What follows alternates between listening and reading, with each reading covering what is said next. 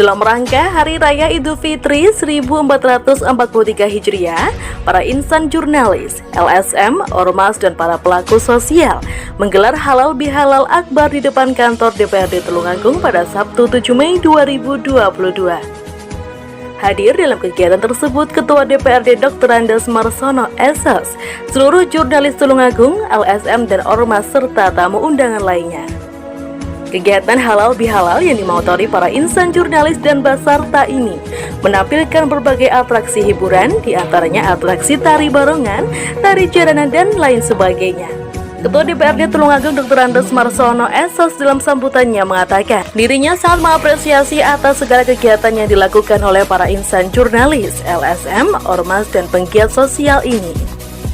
Kegiatan halal bihalal ini merupakan suatu simbol kebersamaan.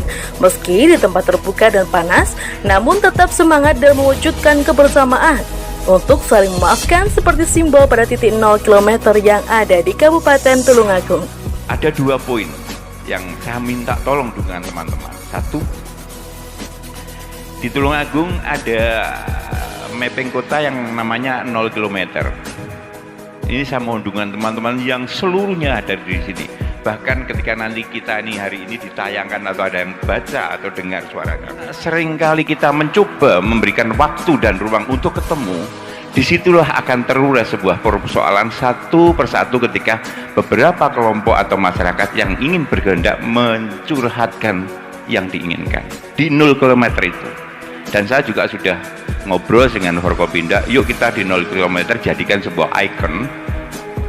Cuman kalau kita ngomong ikonnya itu niru Jogja apa niru Surabaya itu tidak terlalu penting. Tapi yang terpenting adalah semangat untuk memulai dan berani mulai kapan kita mulai itu menjadi penting.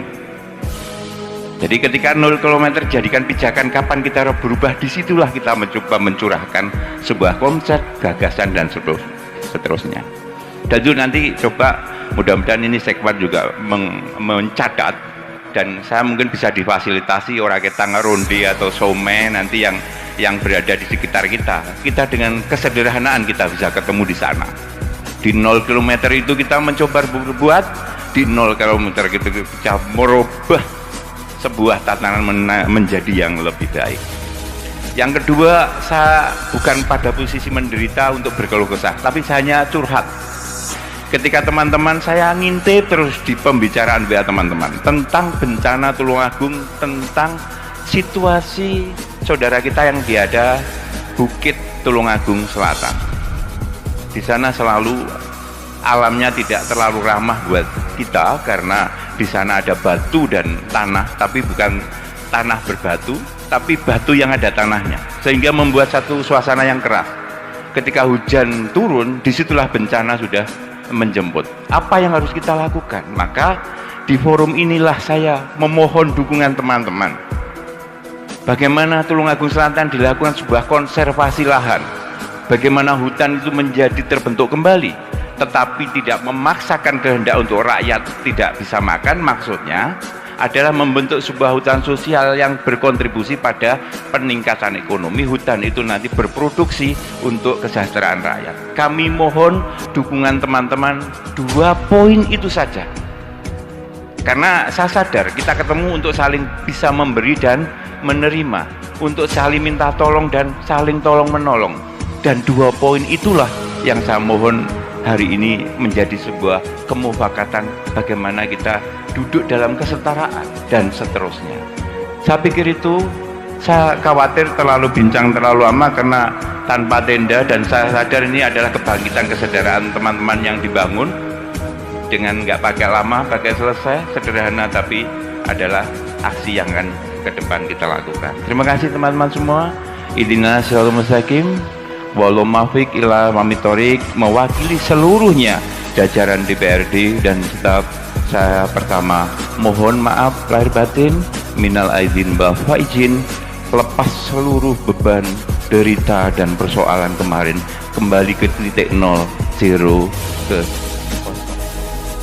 Di tempat yang sama, perwakilan dari jurnalis Doni Iswara menyampaikan untuk selalu menjalankan tugas jurnalis sesuai Undang-Undang Nomor 40 Tahun 1999 tentang Pers.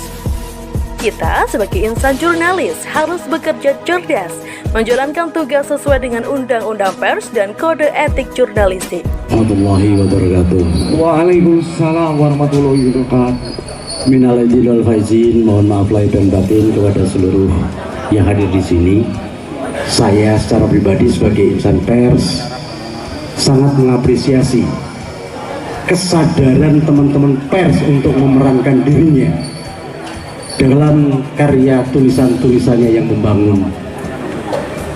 Anda, kita semuanya mempunyai satu rasa tanggung jawab yang luar biasa memegang nama insan pers. Kita harus konsisten itu, bahwa kita hanya bisa berbicara dengan karya. Berbeda dengan teman-teman LSM, berbeda dengan teman-teman yang lain. Jadi saya mengharapkan agar teman-teman pers ini mampu menjadi teman-teman pers yang cerdas. Bagaimana cara investigasi dan lain sebagainya, bagaimana cara mendapatkan data dan sebagainya. Jangan sampai kita insan pers ini justru kena UT ketika masing-masing tidak memerankan pada posisi masing-masing. Aturannya sudah jelas, kawan-kawan di insan pers. Di sana ada undang-undang pokok pers, kemudian etika dalam kode etik jurnalistik dan lain sebagainya. Ketika kita masuk ke ranah yang lain, kita orang pers mencoba gaya LSM. Nah, ini yang sangat kita sayangkan. Sekali lagi mari dalam kesadaran ini pula, di titik ini pula, kita konsisten istiqomah memilih jalur itu. Kita bisa bersinergi. Teman-teman LSM punya satu kemampuan yang luar biasa dalam penggalian data. Teman-teman ormas punya satu kepedulian yang luar biasa. Tetapi konteks orang pers ini hanya sekedar menyampaikan data itu. Sementara acara dilanjutkan dengan penyerahan lambang negara Garuda Pancasila kepada Ketua DPRD Marsono Esos dan para tokoh jurnalistik, LSM, ormas dan penggiat sosial. Penyerahan lambang negara ini dimaksudkan untuk memupuk rasa persatuan, kesatuan dan semangat nasionalisme. Lambang negara merupakan alat pemersatu bangsa yang harus dipelihara dan dihormati oleh setiap warga negara Indonesia. Dari Tulungagung, Jawa Timur, Tim Liputan CNTV melaporkan.